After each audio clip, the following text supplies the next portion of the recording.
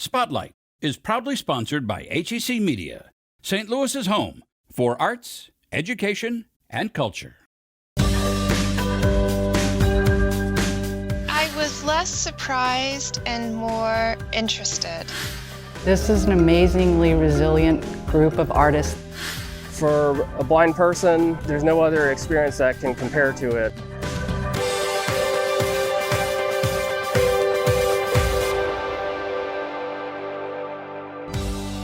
Today on Spotlight, an epic story about race, faith, and farming in the Heartland. Plus, tragedy transforms into a school helping kids learn to swim. And then an exhibit honoring the LGBTQIA+ community. But first, meet some of the players of the Gateway Archers Beep baseball team. It's Sunday and you're watching the Emmy Award-winning Spotlight. I was about 5 years old when I lost my vision. I have an inherited genetic retinal disease. I was born with congenital cataracts. I played baseball in first grade and all the way up until 8th grade. That's when I started noticing my vision was getting worse, to where if a ball was hit to me, I would see 3 balls at one time. So, and of course the coach would always tell you get the one in the middle, which doesn't work all the time. So I actually told my parents I just couldn't play no more, I couldn't see, so I pulled myself out. I'd never been able to play on a team sport before, anything that involves a ball. I was going to a school for the blind, a vocational rehab school, and I met a friend there. He told me about beep baseball. He encouraged me to play it and come try it out. And when I first heard about it, I was like, oh, baseball for blind people, that sounds cute. That sounds like, I didn't think it would be very competitive or it didn't sound like it was for me. But then he encouraged me to go out to a practice and try it. So I came and tried it, and I saw how competitive it was and how fun it was, and it blew my mind and changed everything. So ever since that practice, I found a team and I've been playing ever since. I learned about beep ball in 2010 through my job, Lighthouse for the Blind. So we have a team and we played through the Mind's Eye tournament, and that's where I was introduced to it. Growing up, really what I wanted to do more than anything was play baseball. I think I was in high school. I was at a school for the blind, and I got to attend like a demonstration of beep baseball, so I got exposed to it then.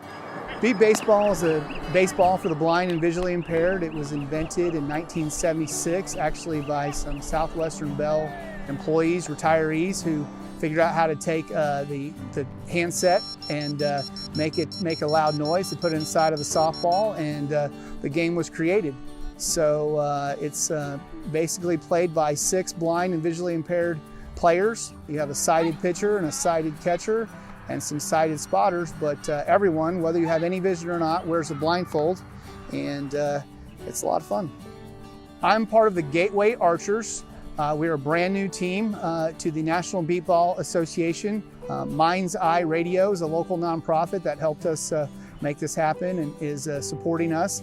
The biggest difference in beep ball versus regular baseball as far as the batter is concerned is the first thing is the pitcher is on your team, and their job is to learn your swing and to basically pitch the ball into your bat.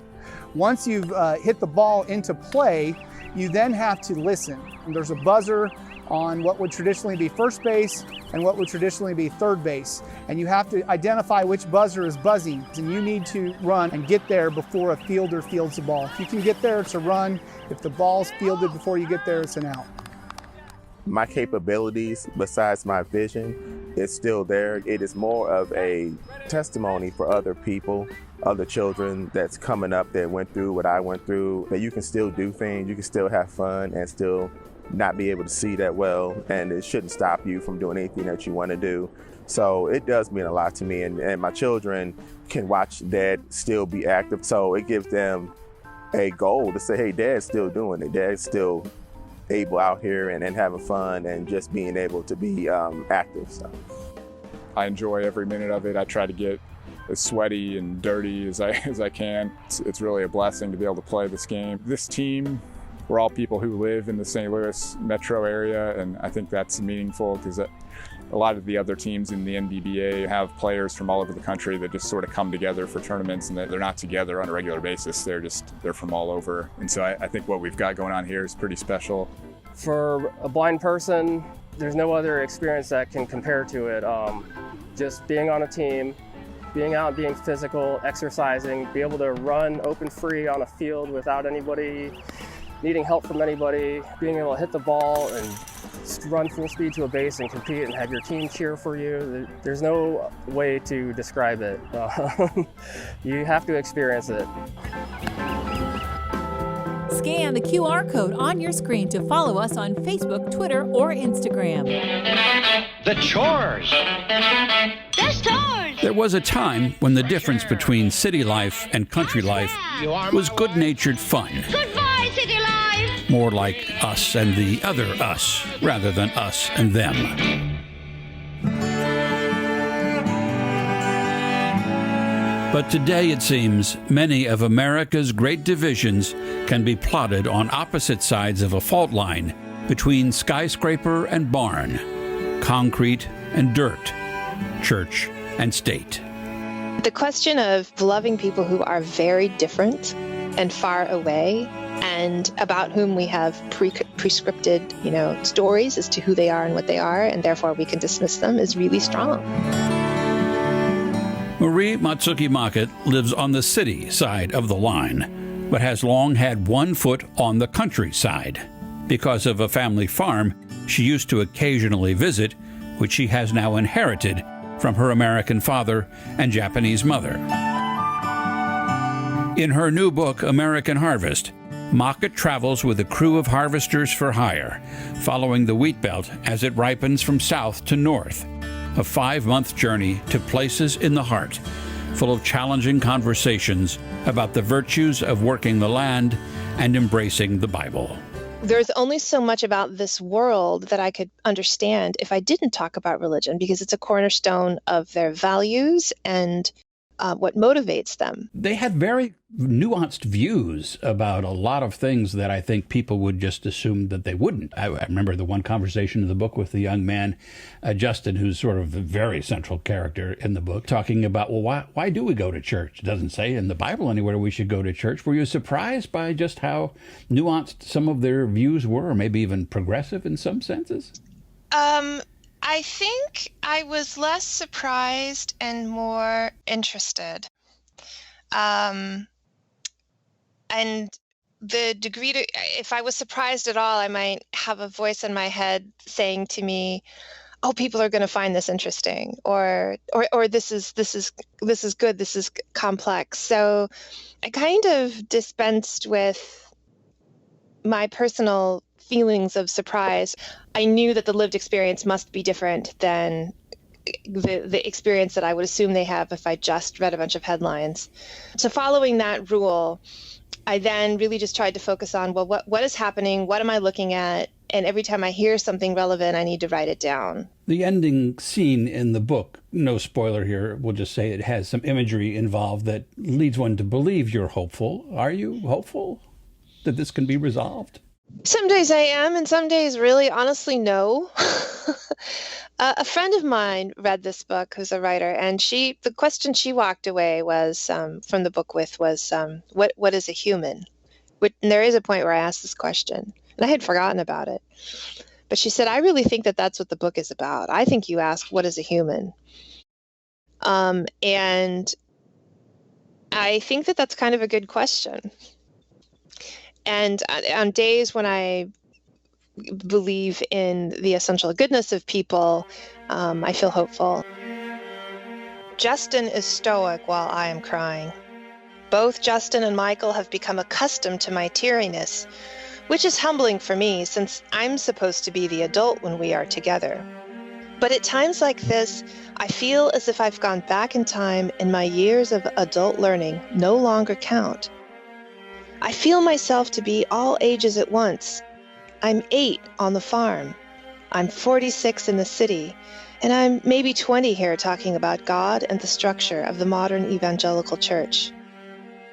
How did you know? Why did you decide to talk to me? I ask him. In the beginning, he says, I just wanted you to see that not all Christians are like that. Like what? You know, all the historical baggage. And then I just wanted you to like us. And then I realized we're the same. To watch the full interview, head to hecmedia.org or scan the QR code with your phone's camera. You'll find out what the townspeople said after they read what she wrote about them in her book. HEC has been bringing you positive programming and award-winning content for decades. Arts, education, culture, in-depth discussions, films, and more. All in one place, hecmedia.org. Nicholas got up from his nap and the kids were playing tag. We don't know what happened. I had seen him seconds, maybe a couple of minutes before, running along beside the pool trying to join the others in their game of tag. We were finishing up a picnic lunch and there were 8 adults within 30 feet. No one saw him go in and no one saw him. And then he was airlifted down to Children's Hospital, never regained consciousness, and about a week later we said our goodbyes. That was the last time Lisa McMullen saw her 22-month-old son. The mother of 6 lost Nicholas, her 3rd child, in September of 1982. That loss would change her forever. It made me treasure my children at a different level, I think. Not that we all don't treasure our children all the time, but it was I had a very real sense that there's no guarantee. Lisa and her family are turning heartache into action, hoping to prevent others from suffering the same loss. They've created the foundation Swim On, which stands for Safer Waters in memory of Nicholas. Lisa's daughter, Catherine, became a pediatrician who does presentations on drowning. Her son, Birch, opened a swim school. I think one of the big things that my parents have said about losing my brother is that they just didn't know about the risks of drowning, and you hear this from parents all over, is that they just didn't know. Birch was just 5 when Nicholas drowned, but it had a lifelong impact on him. He left a successful law practice to open the swim school that focuses on water safety. He also started his children in swim lessons before they could even walk.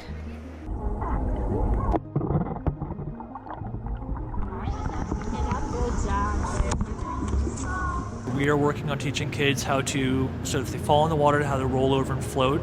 And that's critical because it first of all lets them breathe, it lets them stay at the surface longer, and it also lets them call for help because drowning is silent. The Swim On Foundation helps link parents with lessons throughout the St. Louis region.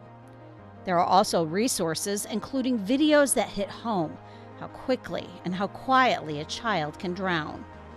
In a minute, I'm going to drown in this pool, surrounded by friends and relatives. Drowning is the most preventable accidental injury if you use the 5 layers of protection. Those 5 layers of protection include swim lessons, adult supervision, fences, emergency response, and regulation life vests. In addition to promoting early water safety and swimming lessons, the foundation also has some tips for parents, including always designating one adult as the water watcher. And when you are wearing it, you commit to watching the water and supervising and doing nothing else. This year, the foundation is focusing on a group often overlooked, African American children. That the statistics are particularly tragic for the African American population, with their significant racial disparities in terms of drowning rates 3 times, and for that middle school age group 5 times. Due to pool segregation and other factors, many older African Americans did not grow up in a swimming culture. Through scholarships and a public safety awareness campaign, the foundation hopes to change that. We're going to try and create a message that will encourage swim lessons, which can reduce drowning by 88%, and we are going to direct it towards primarily the African American population. The other thing we do is we do offer scholarships through a program called Hope Floats, and just to make sure that the financial piece isn't what's stopping a family from getting the lessons to keep their child safe. The timing of their safety mission comes at a key time. Pool sales skyrocketed during the COVID pandemic.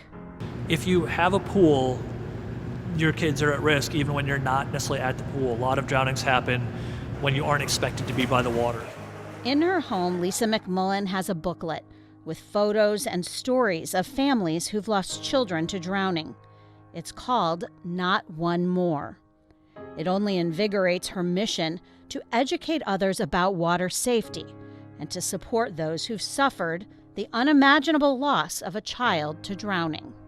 The opportunity to offer them support and to be supported by them just feels like a gift of Nicholas. HEC Media, supporting and promoting the arts. Check out our features and shows on theater, dance, music, the visual arts, and more. Find this and all our award-winning content at hecmedia.org. We are at the St. Louis Artists Guild for the It Was All Very Queer exhibition, juried by Brendan Fernandez. This exhibition focuses on regional and national queer artists within the LGBTQIA+ community, working in a variety of media. You can see painting, drawing, sculpture, fiber work, all in one exhibition, highlighting a minority within our community that's not typically represented. The importance behind this exhibition was for us to give a space for regional and national artists within the LGBTQ+ community, a space to exhibit their work, but it's also important to dive in to the work that they're creating because it's not genuinely shared as much as what we would think in the art world. We hope that viewers, when they come see the exhibition, walk away realizing that queer artists within the community here in St. Louis and nationally are exhibiting great work and have work that should be seen. We hope that viewers that come in take a piece of away from the exhibition that makes them feel proud to have these people within our community. Alongside the It Was All Very Queer exhibition, you can also see Pretty Paper Playthings by Amy Firestone Rosen. The work in that exhibition features prints that are done through monotype techniques with collagraph and screen printing combined to create these paper doll layouts on a wall format. You can check out all of these exhibitions until July 17th, and you can find more information at www.stlouisartistguild.org.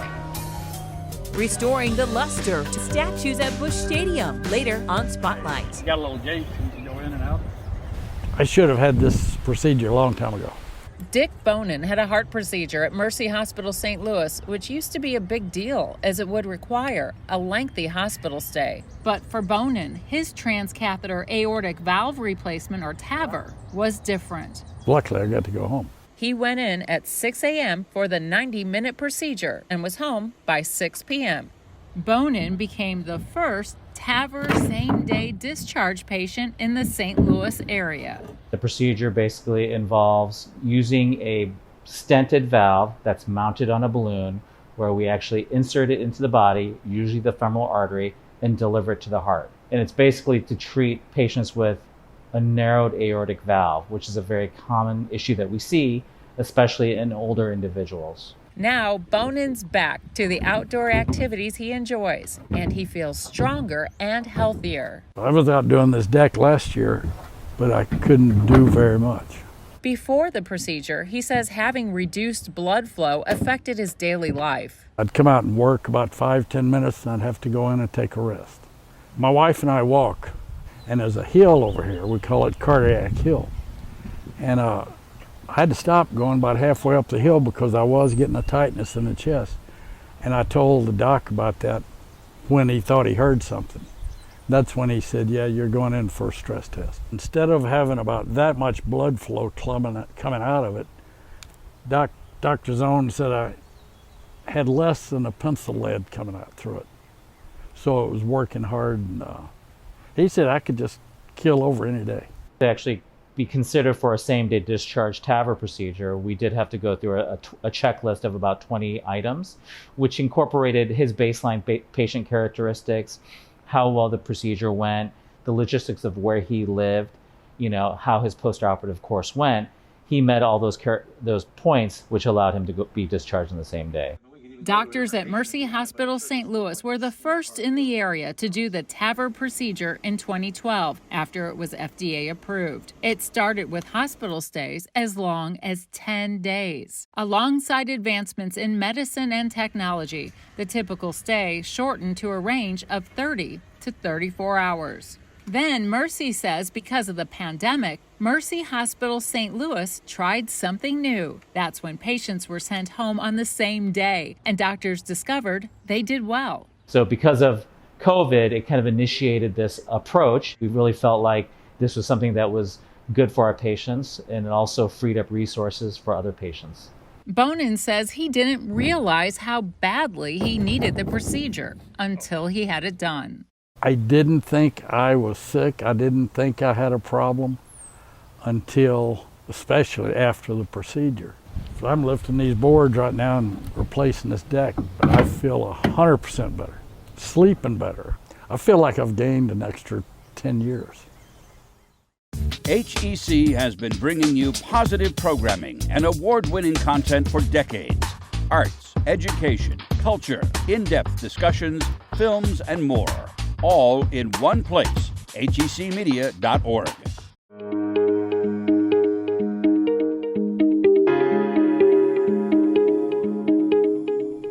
We are in the Mildred Lane Kemper Art Museum, and we have both the 2020 MFA Thesis Exhibition and the 2021 MFA Thesis Exhibition.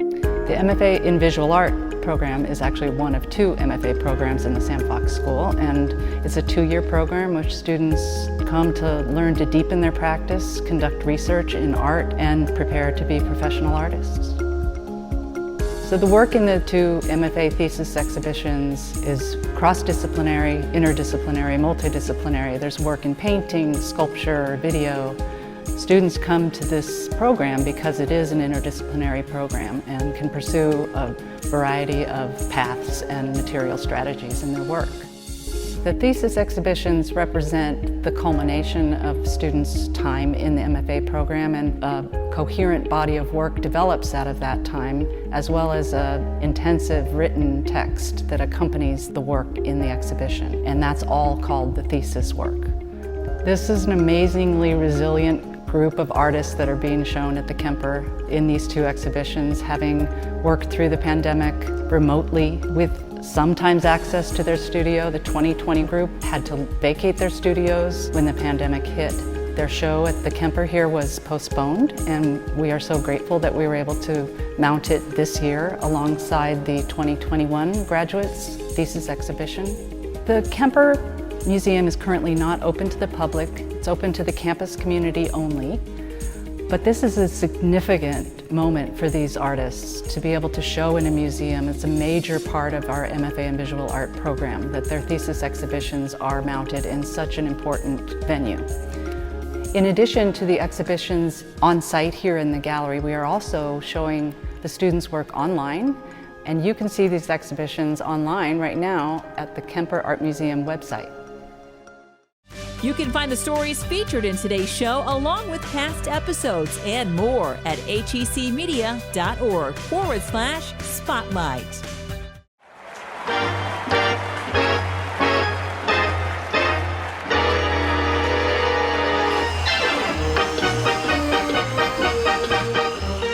Gussie Busch was truly the king of beers, and although he passed away 30 years ago, the Cardinals are still polishing his image. I like him to look good for the opening day. Don Wiegand is a sculptor based in Chesterfield, and in 1982 he was hired by St. Louis University to create a life-sized bust of August A. Busch Jr., the larger-than-life beer baron who also owned the Cardinals. It's a great honor. I mean, I loved Mr. Busch. I loved the city. He was a great man. The Cardinals liked the sculpture so much, in 1989 the team commissioned Wiegand to create this larger version for Busch Stadium. I had it bolted to the floor so hard at the previous stadium, anytime a truck drove by, Gussie's head started bobbing. So the way we actually had to fix it was we had to put 4 hockey pucks and put those underneath as bumpers, and that absorbed the shock so his head didn't bob anymore. And while that was a one-time fix, Wiegand and a team of volunteers come back every year on the day before opening day to give Mr. Busch a makeover, giving special attention to the parts meant to be extra shiny. Carbon monoxide and all the cars driving and the pollution hurts bronze. It changes the color. It'll naturally turn green, but the tricks I do with most of my pieces, I do highlights which complement parts like, for instance, the cane, the collar. It makes it a little more contemporary, but it gives it a little more pizzazz. Wiegand was told by Gussie's secretary he should expect Mr. Busch would only pose for the sculpture one time. Boy, was she wrong. Over 2 years, he came out over 21 times. He sat there for usually an hour and a half. We'd drink some beer, we'd hang out. It was great. Wiegand's team of volunteers bring back Gussie's luster using a combination of special compounds and everyday products. They even wax it with shoe polish. I asked Mr. Busch, what symbolizes your life that I can incorporate into this piece? He said the Ram's cane, the Legion of Merit pin, the Anheuser pin, and of course the ring. And I said, Mr. Busch, do you want your Cardinals ring or do you want your wedding ring? He said, I want the wedding ring, Don. I said, smart man. The Anheuser pin, that was Gussie's grandfather's. And I always like to let the family members come in and put the sparkle back on that. And one of the Busch family regulars is Blake Valentine, Gussie Busch's grandson. He was only 4 years old when Gussie died. So the statue, in a way, has become a stand-in for the grandfather he barely knew. I've been doing it for the last 6 years. Every time I see this statue, I think of him, and it's so great to see him for every game. And I always rub his hands for good luck. Most visitors to Busch Stadium probably walk right past Mr. Busch without giving him a second thought. After all, he died in 1989. But Don Wiegand knows a bright, shiny object will draw some people's attention, which is why he keeps coming back every spring to Gussie up Gussie. I think it's important that we do continue the heritage of teaching what do these people do to encourage those folks, those young folks, to think, believe in yourself and you can do it, but you have to do something. We need to commemorate people like this.